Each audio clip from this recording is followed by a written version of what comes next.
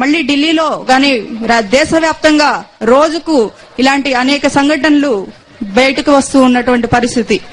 మరి అటువంటి సందర్భంగా ఈరోజు మహిళలు ఎవరైతే ఉన్నారో వాళ్ళకి రక్షణ కల్పించే విధంగా చట్టాలు చేయాలి.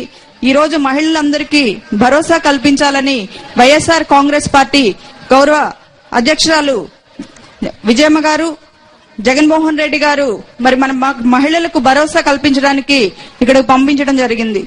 మనందరికీ కూడా ముఖ్యంగా జగన్మోహన్ రెడ్డి గారు ఒకటే తెలియజేయడం జరిగింది. రేపు అధికారంలోకి వచ్చిన తర్వాత రాజశేఖర రెడ్డి గారు ఆ రోజు ఏ విధంగా ఏ ఒక్క మహిళ కూడా కన్నీరు పెట్టకూడదు, ప్రతి ఒక్క మహిళ కూడా లక్షాధికారి అయి ఆర్థిక స్వావలంబన కల్పించే దిశగా ఏ విధంగా కృషి చేశారో ఈ రోజు అంతకంటే మిన్నగా మహిళలకు భరోసా కల్పిస్తూ జగన్మోహన్ రెడ్డి గారు రేపు రాబోయేటువంటి రోజుల్లో మహిళలకు ఏ అన్యాయం జరిగినా గాని ఒక 10,000 మంది మహిళలకు 10 మంది పోలీసులు ఉండే విధంగా వ్యవస్థ రూపొందిస్తారు.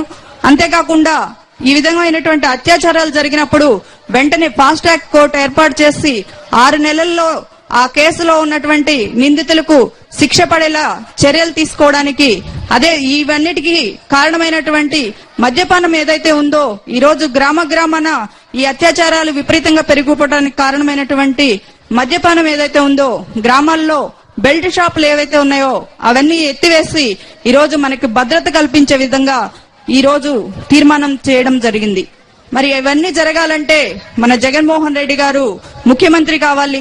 ఈ రోజు మహిళా సోదరిమణులందరూ కూడా జగన్మోహన్ రెడ్డి గారికి అండగా మన విజయమ్మ గారితో కలిసి రేపు రాబోయేటువంటి ఎన్నికల్లో జగన్మోహన్ రెడ్డి గారిని ముఖ్యమంత్రిని చేసి మొన్న జరిగినటువంటి రాజశేఖర రెడ్డి గారి సువర్ణయుగం ఏదైతే ఉందో ఆ రాజ్యాన్ని తిరిగి స్థాపించే దిశగా మనమందరం అండగా ఉంటామని చెప్పేసి ఈ సందర్భంగా తెలియజేస్తూ అవకాశం కల్పించినటువంటి అధ్యక్షులకు ధన్యవాదాలు తెలియజేస్తున్నాను.